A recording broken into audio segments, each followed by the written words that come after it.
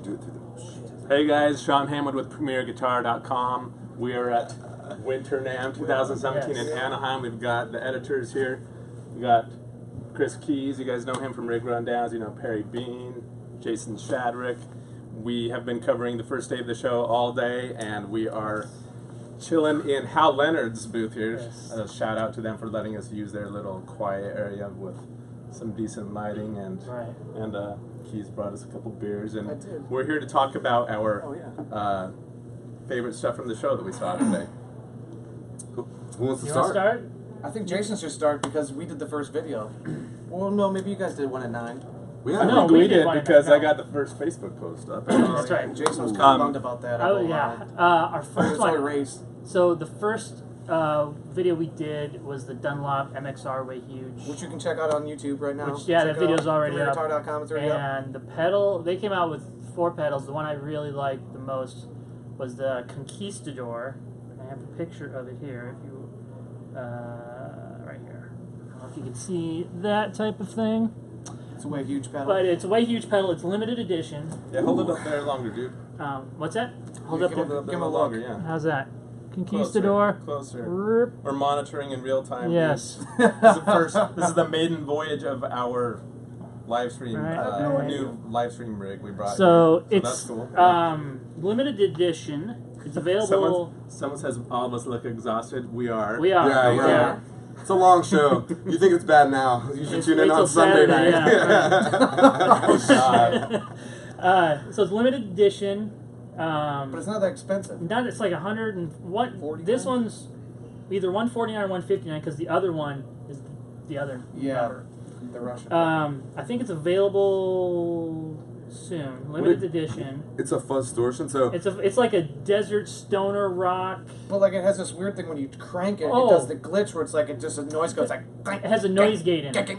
It's like it's completely at random, or is it arpeggiated? No, it's not at random. It's a noise gate, but it's not on like volume or anything. It's on like a frequency. Yeah. So it cuts it. So in the video when you watch it, Brian's doing it. It sounds like he's doing like a real percussive muted thing. Yeah. So it sounds like your cable's broken. Like it's a real it can be a real stuttery. That's when you crank one of the controls all the way. But if you dial it back, I can just imagine the trolling comments right now.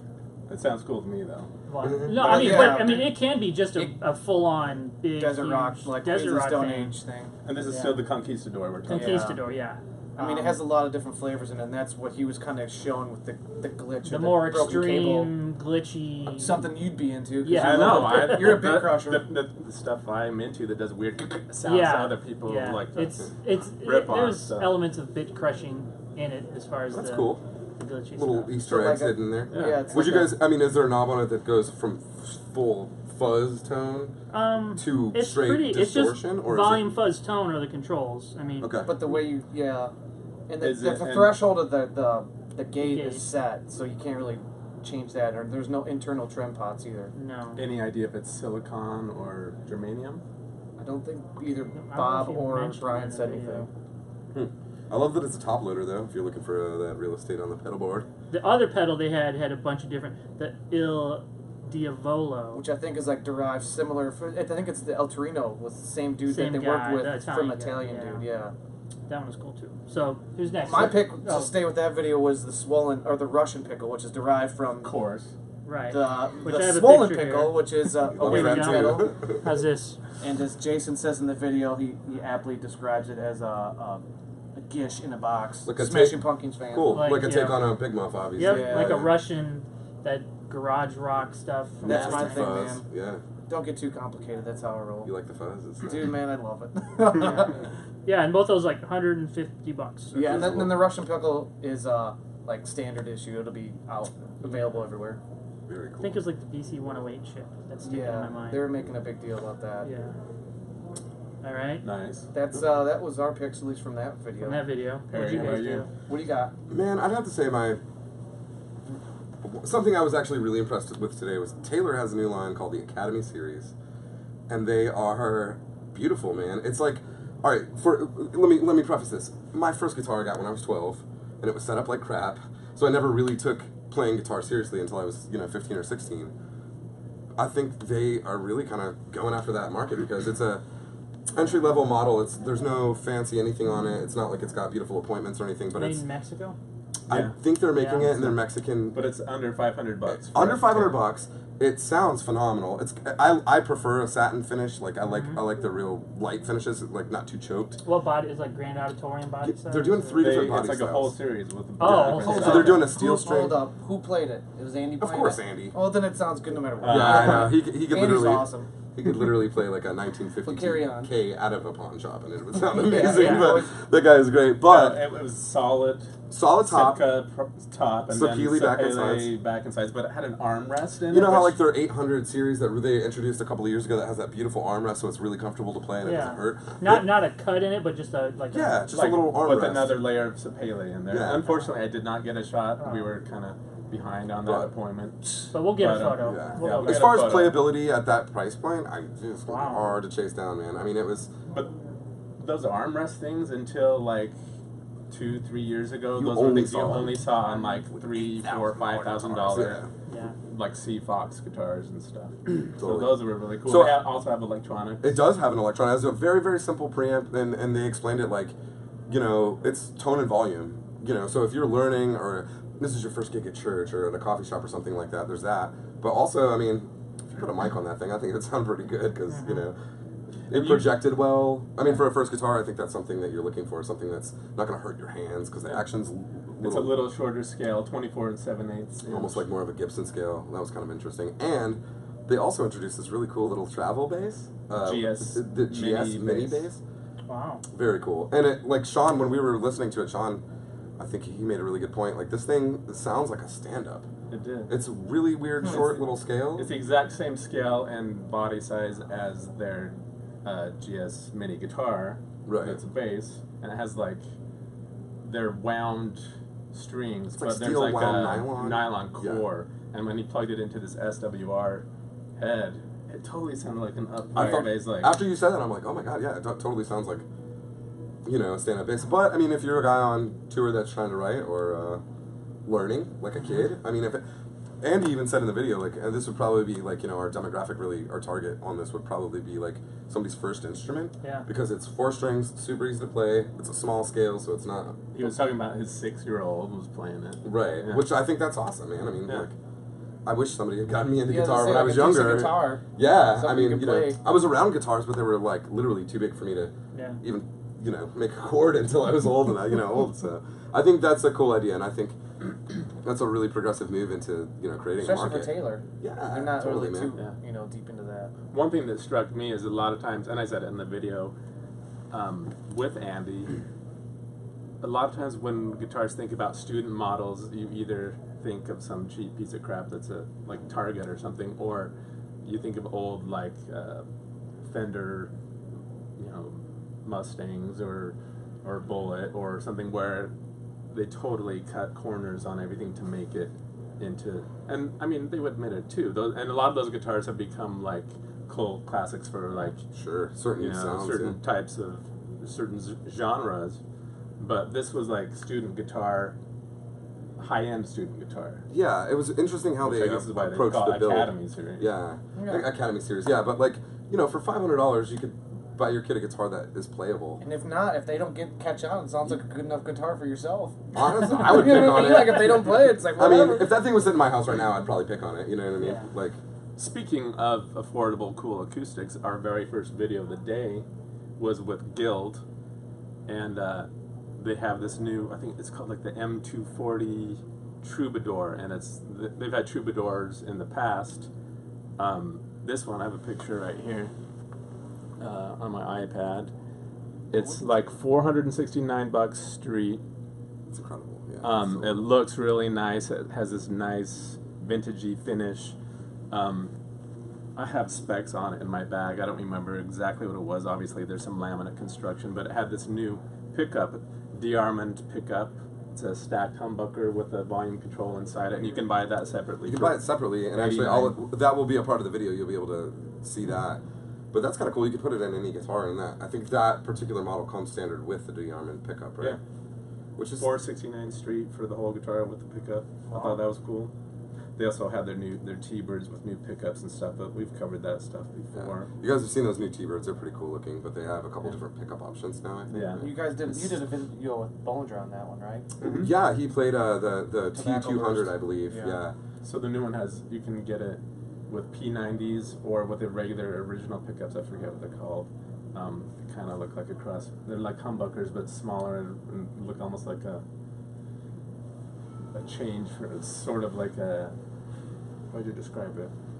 They're unlike any other humbucker you'd see out there. They have weird covers, but they also have stop tail versions of it now. So yeah, that was cool there. Yeah, that's cool.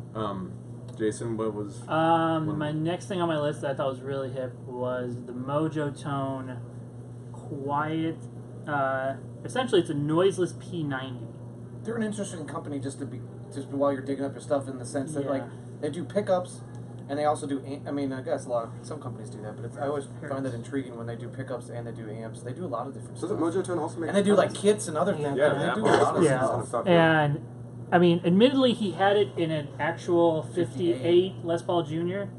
For whatever that's worth, but it sounded really, really good and really quiet. It was quiet as can be, which is kind of the point. The point. I mean, obviously, a lot of their stuff is really quiet, but. It had, in the video you'll see way how responsive those P90 pickups are to volume changes and picking changes, and he didn't do anything to the amp, and he went from real growly to pretty clean, and the volume pretty much stayed the same. Yeah, that's cool. So you could really, I would imagine, those quieter ones, you could really crank it and have your hands and your volume knob, make all the dynamic shifts, and it was $100 dollars. It was. That's reasonable. And it's going to be available in dog ear and standard. Single, P90. double, and standard, or dog ear. It's not going to be humbucker size, so it's going to be either P90 size or dog ear. Yeah, right. So, but that was really good. I was really impressed with that pickup. And they had that amp we looked at too. That was cool. It's Mojo Tone amp. Yeah, they had a combo. It had a it's a 2-speaker combo. One was a 10-inch speaker and one was a 12-inch speaker. Again, I apologize, I don't know which one was which. Oh, I might but have a picture one of that. Was strictly for reverb, and the other one was strictly for your drive signals. So, like, if you crank the reverb on the amp, only one speaker's feeding out the reverb sound. And I never really thought about that until they explained why they thought that could be an asset, because, sometimes with, like, if you have a pedal or you really dime the reverb on an amp, you can lose your actual guitar signal. Oh, big time. Because, it gets really dreamy, Ryan Too Adams. washy. Yeah. And which I love.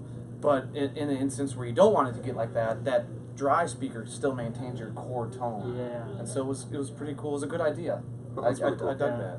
Speaking of Ryan Adams, I wanted to just throw this in there real quick because I didn't actually see it myself. Neither did I. I'm desperate to see this pedal. Yeah. Jason tells me it's at the JHS booth. I'll go see it JHS tomorrow. has a signature Ryan Adams pedal, which it could be a one-off. It's called VCR. It looked like I just saw a picture of it on Instagram. It has a VCR. It's volume, chorus, reverb. So each volume, chorus, reverb each has a knob, and then they also has a toggle switch underneath. I would imagine turn it on and off. So maybe if you kick it on, it's got like a little bit of a boost if you need it, tons of reverb chorus. and tons of chorus. I'm assuming we don't want to get in trouble with Ryan if this is it. But we're connecting the dots because Pax Am, which is the company and the record he owns and runs, is on the pedal. So we're assuming. Well, his name is on the pedal. Oh, okay. It literally says Ryan Adams on the top of it. Says, Yeah. Oh shit. Yeah.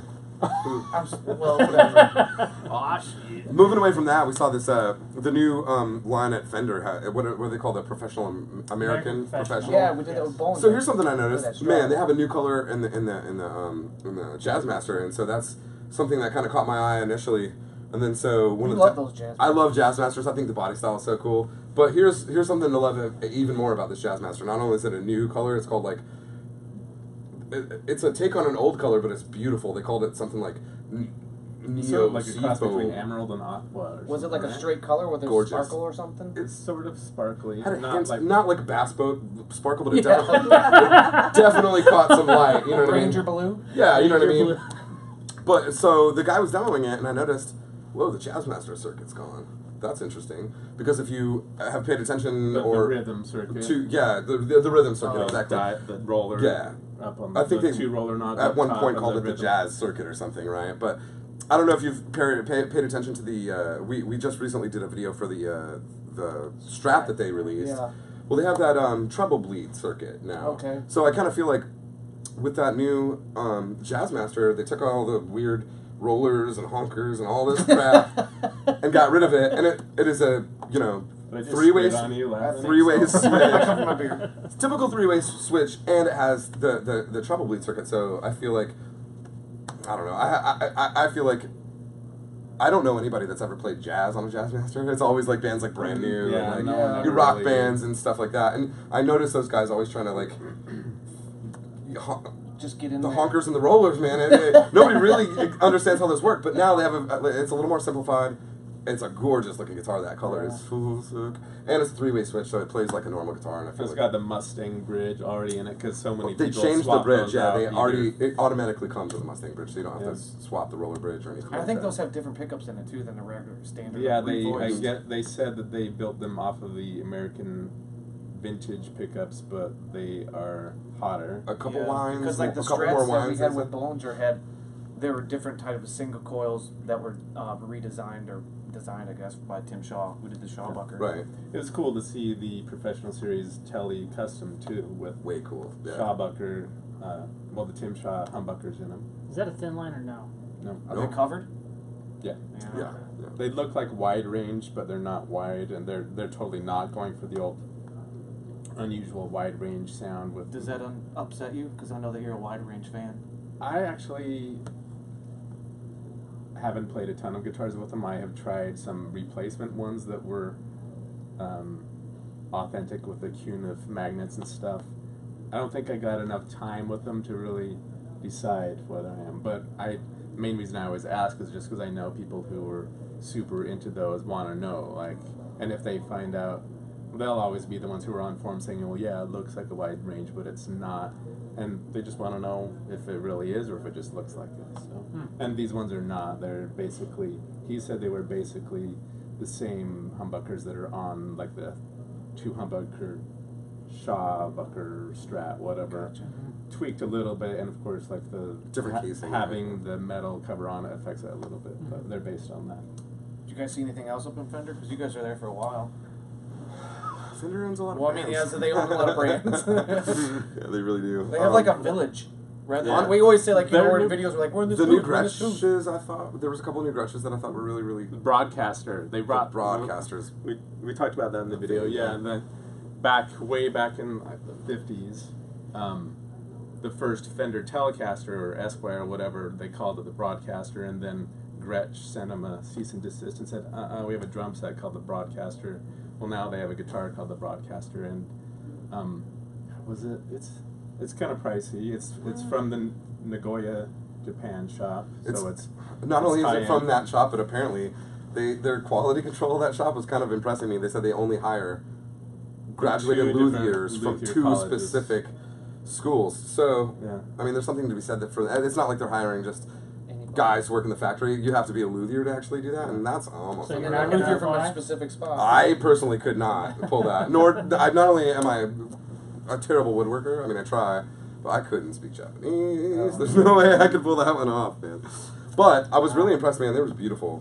Really, really great looking guitars. Cool appointments. I mean, it looks like a Gretsch, man. It looks like a fancy Cadillac, you know? All shiny and beautiful. What about you, Jason? What's another spot? I tell you what, I was really impressed with the new PRS John Mayer amp. We did that video. That's going to be a long one. That's probably going to be a 20-minuter. We went into depth about 2 guitars, a 594 and 594 and 509. 8. 509 because it's 509. 5 pickups with 9 sounds. Yeah. You'll see in the video Paul Reed Smith loves numbers and they all mean something. Yes. So if you don't know we anything, go over like, that quite a bit. So if it's a custom 24 or 594, they all mean something. I or realized a that today. I learned that today. 5815 pickup. Yep, it's 58 voiced, but made in 2015. Made in 2015, right? Wow. So Yeah. the Mayer, It all means something. it's a 100-watt 6L6 Yeah. amp, 1 channel. But the way it's kind of set up is it has a preamp, and essentially there are 2 effects loops in it. There's a preamp, then there's what's called a gain stage, which is kind of on its own loop and it's foot switchable. And then there's like global presence, and then there's a second traditional effects loop in the back that you can plug in stuff. But no onboard reverb. It's a pretty simple control set, and I had to ask because like for the price of the amp, it's an expensive amp. It's about $6,000 just for the head. Is Parker going to go to college or not? No, my kids are not going to college. But his live shows are going to sound so he's good. going to sound awesome. He's going to sound awesome. So, and I asked him, I was like, man, you got to think, single channel amp, this kind of price tag. Obviously, PRS makes stuff at a bunch of different price points. Sure. What's the deal with no reverb? And he said, well, John really has his... Is that John? Has no, his... what are you asking about my reverb? Particular reverb pedals he uses. And he's like, no matter what reverb you put in, I'm going to be using this anyways. So they figured, let's just put in a high-quality effects loop and leave the reverb off the amp. So you can't say it was a cost-cutting measure. You know? But it sounded... It had elements of Dumble-style amps. I could hear that in there, knowing he's played a lot of those and owns a lot of those. But yeah, it's a good sounding amp. It played it through this 212 cabinet that John also helped design. Had Celestian speakers in it. It helps that they have like really remarkable guitars to play through remarkable amps. Yes. It's like, their guitars are high quality too, so it's like taking a really great instrument and putting it through a really great amp. It sounds phenomenal. Yeah, and I guess, and in the video you'll see he kind of goes in the backstory of how they kind of collaborated, and he needed something for the Dead and Company shows, but he didn't want to like switch amps to do trio stuff or solo things. But yeah, it was an impressive amp. I mean, if you kind of put the price tag aside a little bit. You just forget about the dollar amount. If you just forget about it, it's an impressive I'll amp. be impressed when they add wheels and a stereo and that thing can take me to work and back. That's what I'll be And they said it's not going to be a limited run. That this is They're actually going to do there's a full-on production. There's no Put your name in the hat, bud. Put your name in the hat. Yeah, maybe they'll do a giveaway or something. A giveaway would be really something. That'd be incredible. We can't win. I mean, my car costs more than $6,000, so I can imagine me like spending the money to buy one of those. Yeah. You could sell the amp to get a car. I'm really excited Your to car go. costs more than $6,000. Well, it did. I'm just saying, You mean less? barely, yeah. That's what I'm saying. The amp costs more than my car, but I would like to hear it. I can't wait to It's hear good. that. Yeah. Your car or the amp? And when you're talking about, my car, I hear that sometimes. Sometimes I don't. The radio cuts in and out, which is a huge pain. It does. That's fine. Yeah, it's awful. That's a good segue. Maybe Yeah. not. I don't have much to say about this, I'm not but looking I saw that a couple times today. we were walking down the main boulevard, whatever you call it, in whatever hall this is, the main guitar hall, and we saw this huge mermaid guitars, like carved, like classical sculpture. That drew a playable crowd every guitar. time I walked by. And next to it, I didn't get a shot of the case, but there's like a super nice, ancient looking, like, not ancient, but looks like an antique case that goes with it, like molded to it, and it's by a luthier I've never seen before at the show here, Andy Manson. I mean, obviously you're not playing that on stage anywhere. He also had a really great mandolin. Wasn't that the same guy? He had like a couple of really... Was that like on a dwarf or something? Well, Because if it's like a full-sized woman that the guitar's made out of. Oh, yeah, like there a was some, mermaid. definitely. I think I was looking at that. She's wondering, playing it. I didn't even notice this before. She's playing it with Like a seahorse. a seahorse. To each I've their never own. tried that. I wonder what it's like. I would spongy. hate to try to get that on an airplane. Yeah. Right, like You're not going to check that, gate check it? Let's see what else. Any others? I saw the cool thing for bass players is that me and Jason did the Ampeg thing. You know, That last was year really was the DI Scrambler. We did reviewed reviews that. of which we reviewed it. It sounds awesome. Yeah, Steve the Cook thing did a sounds video really on cool. it too, and they split that up. So one side is the bass preamp standalone pedal, and then they have a standalone scrambler, the overdrive unit. So it's if you want one or the other. Oh, that's The nice. only thing I guess I'm not surprised they didn't, because the enclosures are really pretty small. Is that I figure maybe there'd be like a DI out or in or anything, but they're pretty small, which is. But I Like figure the if you're guy- doing that, you might as well Yeah, pop get for the the scrambler. Scrambler, yeah. Because behind. the guy I mean, did mention that these are kind of in mind for pedal board enthusiasts. Yeah. And I was Because they're pretty small. They're about a little regular bigger than like a size pedal, Boss. yeah. Oh, wow, that's cool. Because the Scrambler DI, if you guys haven't seen it, would take up some spot Yeah. on your real estate. It's It's a like, size it's like like about 3 pedals. Qtron, Yeah, it's pretty big. However, that thing sounds Pretty so good. badass. It's like it sounds like a Sans amp on crack to me. That thing is so Is that awesome. good or bad? Awesome. The Yeah, drive. but, Is that like a compliment or? Well, yeah. I mean, obviously, I don't suggest anyone do crack. Well, let's but talk I'm just about saying, a like, highbrow drug that it's on. yeah, maybe it's like some fancy drug. Either way, Steroids is a good one. steroids. Steroids is a good one because it literally is.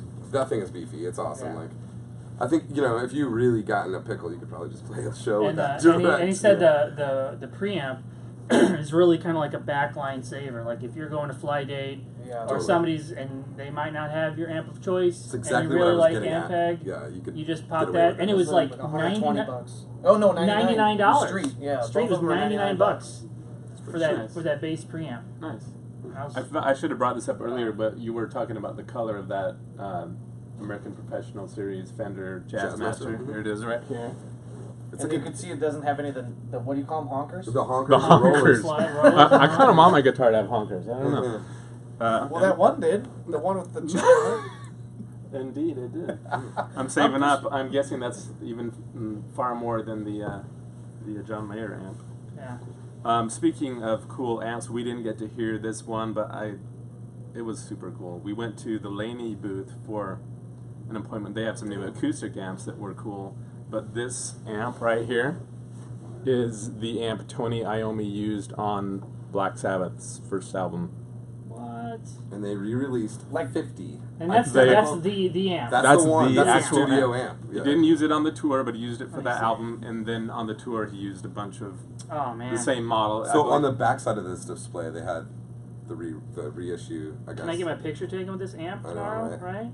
Man. That's amazing. and it's called like the LB100A or something. I didn't get to write it down, and they didn't have any literature, but they are doing a limited super run of 50. Of the exact rig that he played, right? The On- same, so they have new versions. A But only limited 50. run. Yeah, He there's asked for 50 these. Simon from Laney said that Black Sabbath is on their final tour right now, and Tony Iommi called up and said, the first album started with that Laney amp that I showed you a minute ago, the torn up one, and that he said, I want it's going to be their last tour. He said, I want to end it with Laney too. So he had to make a replica. The original was like 40 or 50 watts. It's called like 60 is in the model name. The new one is 100 watts. He's got like 15 of them on stage. Jeez. Yeah, they sent They're So all- he's not using the original one. He's using a No, he's reproduction. using this new one here. Oh, that's the new one. Okay. It's all Yeah. hand wired. Sure. They said they had to go get all these new old stock parts for it. Yeah, they only made 50, but they made 50 matching cabs, and then 50 pedals that also go with it, right? Because on the album, apparently he used a range master. That it was an interesting story. Apparently, Why didn't I get on that video? His I guitar- love Black He- Sabbath. Oddly enough, his guitar tech threw it away. he had a range master that someone had modified. Tony didn't know how it was modified, but he knew it was modified. And I guess one day after years, I don't remember if it was years or whatever, he shows up to the studio and the tech has brought his gear in and he's got him a new boost pedal to use. And Tony plugs in and he's like, my sound's not there. What happened? And the guy's like, oh, I got your new pedal. I threw away the old one. He's like, what? And the story goes, according to Simon, at least, is that Fired on that the spot. tech got fired on the spot. So that amp was cool, although we did not get to hear it. It looked really cool. The knobs were like super solid, like no wobbling whatsoever. Cool aluminum knobs. And Definitely cool And story. we were like, Simon, you guys need to make this part of your standard line. So Yeah. Was that in the video? Did you guys talk about that in the video? no, we No. figured We didn't everyone because we would be couldn't hear like, it. And that's why you let's guys hear the are thing, lucky to so. watch this Facebook Live, because you get to hear some stuff that, Cool stuff, hear yeah. about some stuff that we might not I'm necessarily going be by that talking booth about. tomorrow. You should definitely check it out. Yeah. Speaking of tomorrow, I think my dogs are barking, guys. Yeah. I need to eat some food. Yeah. Real quick, another shout out. We had breakfast today at the Barcelona food truck. If anyone's watching this in the Anaheim area, that is Yes. going to the show. Barcelona food stuff. truck. We got You the getting chorizo. I wish I Yeah. had bacon. chorizo Can and I get an bacon. endorsement? We got Yeah. the chorizo bacon burrito. Good I'm stuff. a burrito endorsee. That's what I'm really good at. That's is what I eating run on. burritos. I run on beer and burritos. Beer and burritos. Yeah. All right, guys, thanks for joining us. We'll be doing this every day of the show around the same time. So check back tomorrow, Friday, That's tomorrow. Yeah, I was gonna Saturday. say. That was tomorrow, comma, Friday, comma. He's the comma man. Saturday, Sunday, Oxford. and we'll talk about our favorite stuff from all those days. Thanks for joining us. See you guys. Thanks. Later. Comma man.